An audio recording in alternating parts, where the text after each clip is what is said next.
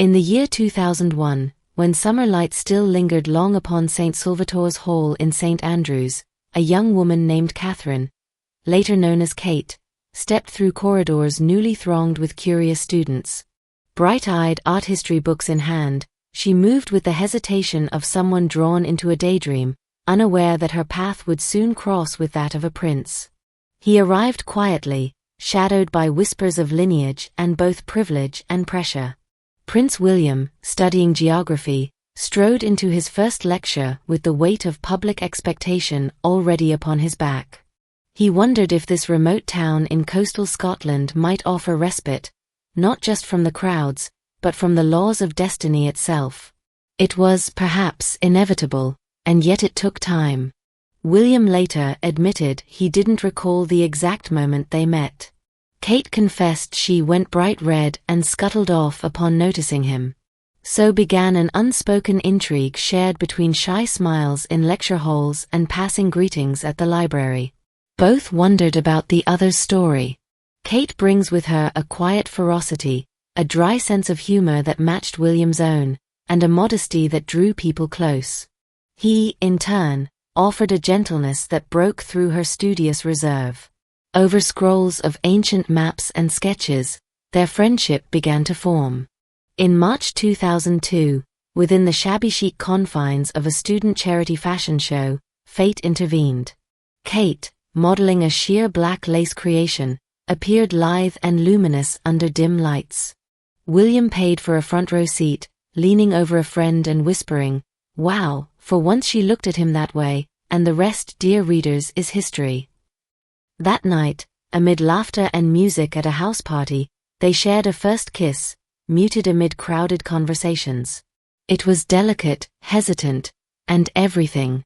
By autumn 2002, their lives intertwined as they moved into a flat together with two friends on Hope Street.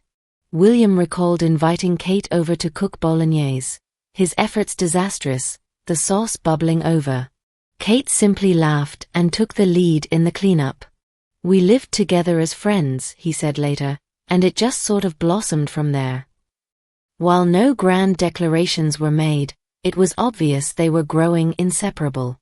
A shared routine emerged: morning swims, evening books, lecture discussions, and quiet walks along the North Sea cliffs. By 2003, it became plain enough: they were no longer just friends. Public sightings at rugby matches and ski trips began to circulate, stirring the press. The world learned of William and Kate, but still, official labels were withheld. Their devotion was personal, tender, almost sacred in those early days. But the weight of public scrutiny, the tension between private love and royal duty, tugged at them. In 2007, they paused their union. The world heard of a split: April's quiet sadness, followed by months apart, Kate in Ireland finding solace, William continuing his military training. Yet destinies ripple like tides, and by June or July 2007, amidst the glow of shared memories, they reunited. A spark undone by distance only flared hotter when rekindled. In spring 2005, both Catherine and William graduated, she with an art history degree and he with geography. For the first time, they stood side by side at the ceremony, sharing a brief yet meaningful photo together. Though publicly, their romance remained largely under wraps. Their farewell to academia brought a new chapter of separation. William entered Sandhurst Military Academy and later served in the Royal Air Force, while Kate stepped into the working world, first at the Middleton family enterprise party pieces, then as a part-time accessories buyer for fashion retailer Jigsaw. A profound respect grew between them. She cherished his steadfastness, he admired her independence. By 2006 to 2007, headlines swirled. Paparazzi trailed Kate to Sandhurst, while William found himself torn between his duties and desires. In April 2007, they briefly parted. The breakup, though painful, ignited a pact: they would reconcile only if their intentions were clear and lasting. That summer, rekindling in the late sunshine of August, their relationship re-emerged, deeper, more intentional. Back in 2007, amid quiet reconciliation, they made a solemn pact to marry when the time was right. Significantly, William agreed to complete his RAF training before advancing their relationship. Meanwhile, they moved onto the Bodegan estate in Anglesey in June 2010, trading university walls for a life shared among rolling Welsh hills. In October 2010, high in the crisp air of Mount Kenya, William knelt before Kate and offered her his late mother's legendary engagement ring, the iconic sapphire and diamond design passed to him by Diana. Their private moment lasted mere minutes, but the world discovered it on November 16, 2010, when the couple appeared at St. James's Palace in their now famous sapphire Issa dress, the first public glimpse of Kate as a future princess. During the November announcement, choreographed yet sincere, they addressed the press. Kate in her flowing blue jersey, William in understated navy, they spoke softly but firmly. "It felt really right," he said, smiles gentle and eyes bright. The occasion sparked what the media christened the Kate Middleton effect. The dress sold out instantly, and public sentiment soared. The Queen formally granted her blessing at a Privy Council meeting, completing the last piece of their journey toward Westminster Abbey. There had been murmurs of royal concern. Her Majesty had wanted Kate to cement her own career before entering the fold, but by late 2010, Kate had both public favor and palace acceptance. Behind the scenes, media advisors worked with Kate to shape her comfort in public roles. William's mother, Diana, had become a guiding spirit, and her legacy shaped the couple's vision of service. The engagement set off a flurry. Addresses were carved, guest lists curated, gowns whispered into being. Westminster Abbey was chosen, royal family receptions planned. They embraced tradition but steered it with their personal touch, modest, tasteful, distinctly modern. Kate, ever the planner, involved herself in details. William, once mischievous and carefree, now stood poised to become a leader, both of people and of a shared destiny. As late 2010 waned, they paused amidst candlelit evenings at Anglesey. They reflected on their journey, from shy students and tentative first kisses, through heartbreak and separation, to unwavering promise and public love. Their love, tested and tempered, was ready for its most luminous expression, a wedding day that would echo around the world the following spring.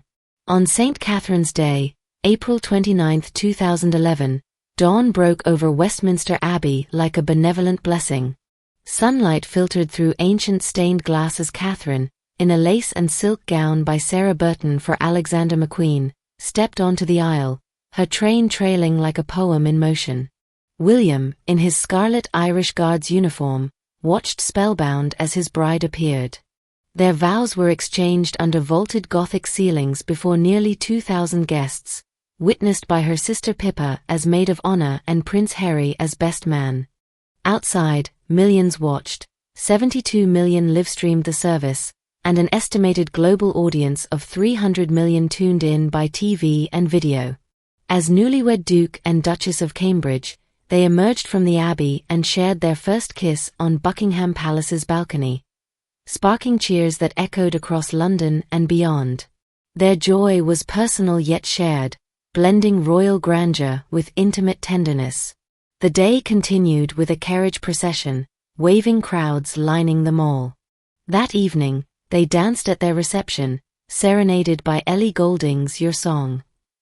It was an evening of laughter and love, official yet soulful. Their honeymoon followed in the secluded Seychelles, where they walked hand in hand on white sand, their titles momentarily replaced by simple names. William and Catherine, two hearts free beneath tropical stars. Post-honeymoon, the couple took residence in Anglesey while William served as an RAF search and rescue pilot, heralding a blend of service and family life. In late 2011, they moved to Nottingham Cottage in London, later upgrading in 2013 to Apartment 1A at Kensington Palace, a renovation costing £4.5 million. A year in, they welcomed Lupo, an English Cocker Spaniel, cherished companion and softener of royal edges. In December 2012, Kate was hospitalized for hyperemesis gravidarum. The couple announced their pregnancy, their faces etched with joy and anxiety. On July 22, 2013, Prince George Alexander Louis was born at St. Mary's Lindo Wing. Proud parents emerged hours later, cradling their son before flashing cameras. George became instantly adored, not only by his parents but by the world. His cheeky appearance on the cover of Made for Mums captured hearts everywhere. September 2014 brought their second pregnancy, once again shadowed by severe morning sickness. On May 2, 2015, Princess Charlotte Elizabeth Diana arrived in the same hospital wing. Emerging clad in red, Kate symbolically echoed Princess Diana, evoking generations of maternal grace. Charlotte, named in honor of both paternal and maternal heritage, added another tender layer to their family tapestry. In September 2017, the announcement came again, and on April 23, 2018, Prince Louis Arthur Charles was born. They presented Louis with the same poignancy and pride. 2 weekends later, they stood by Harry and Meghan's joyous wedding, George as page boy, Charlotte as bridesmaid, proof their family life and royal duties harmonized beautifully.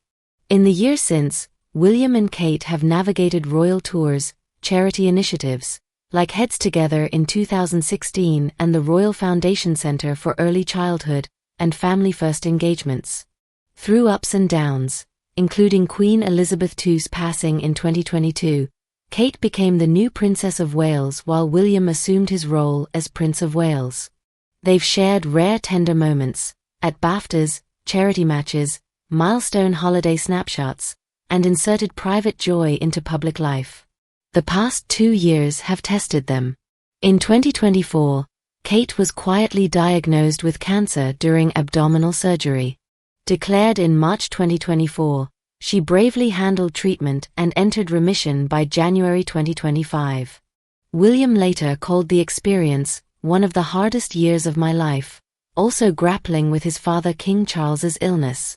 Yet through it all, they stood united, family and public intertwined in strength. From the hush of a Scottish campus to a global wedding, from first kisses to beloved children, from palace corridors to hospital corridors, William and Kate have crafted a love story that balances fairy tale with fortitude, glamour with grit. The shadows of 2024 tested the couple profoundly. In January, Catherine announced her cancer remission after a challenging year of treatment, abdominal surgery followed by chemotherapy, describing the experience as complex, scary, and unpredictable. She briefly returned to public life for Trooping the Colour and Wimbledon, before stepping back for recovery. The princess's survival was later described as a fortune, as her illness had been really seriously ill. William, equally tested, quietly supported his wife while navigating his roles amid his father's declining health. Amid these personal storms, he reprioritized his purpose, devoting energy to his children and stepping back from certain royal duties. By early 2025, signs of revival emerged. In March, royal commentator Richard Fitzwilliams noted that William and Kate intended to undertake joint engagements whenever possible, though it will take time given Kate's recovery. They appeared together at events marking Holocaust Memorial Day, the Six Nations Rugby, and Commonwealth Day. Kate rejoined royal duties gently, hosting the annual Together at Christmas concert in December 2024, attending Remembrance Day, greeting the Emir of Qatar in December, and launching a special series Mother Nature in May 2025 championing mental well-being through nature reconnection. In late June 2025, following a short break from public events, including her notable absence from Royal Ascot, the Princess of Wales made a significant yet discreet return. On June 25, she and William received Melinda French Gates at Windsor Castle to discuss shared philanthropic priorities: early childhood, mental health, environmental protection, and homelessness. This meeting underscored their royal foundation's influence and commitment, and illustrated their global impact by aligning with one of the most recognized philanthropists in the world. As Kate eased back into joint responsibilities, William continued his environmental crusade. In June 2025, he led 3 separate engagements during London Climate Action Week, covering Earthshot Prize developments, Indigenous-led conservation at St James's Palace, and investment in green innovations at the Guildhall. Earlier, in March, he travelled solo to Estonia for diplomacy and conservation advocacy. While some critics voiced concern over limited public engagements earlier in 2025, others argue the emphasis remains on meaningful, mission-driven work. Beyond public duties, the couple continued to nurture their bond. In June, William planned to spend his 43rd birthday privately in Windsor with Kate and their 3 children. Earlier, they'd embarked on family ski trips in the Alps and quiet celebrations of their 14th wedding anniversary on Scotland's Isle of Mull. Their current dog, Orla, an English Cocker Spaniel, offers familiar warmth. The couple previously welcomed Orla in 2020, following the passing of their beloved Lupo. Together, William and Kate have cemented legacies anchored in empathy and long-term impact. Royal Foundation and Global Reach, United for Wildlife launched Guardians, a 6-part BBC Earth series, while the Homewards program and paramedic charity partnerships surged forward. Mental Health and Nature, their backing of rural mental health pilots and Mother Nature series fosters community well-being. Health and Heritage, joint royal patronage of the Royal Marsden Hospital and Tai Hafen Children's Hospice in Wales aligns personal health battles with public care. Crisis Support and Climate, donations post-Hurricane Beryl, early child development advocacy, climate action, and homelessness prevention reflect responsive royal philanthropy. William and Kate's story now stands in transformative territory. From academic romance to royal marriage, from private challenges to philanthropic leadership, they showcase a partnership defined by enduring love and adaptive purpose. Their recent chapter reveals a union that weathers storms together, celebrates each other's strengths, and leverages royal privilege for shared global good. If you enjoy the video, please like, subscribe, and share.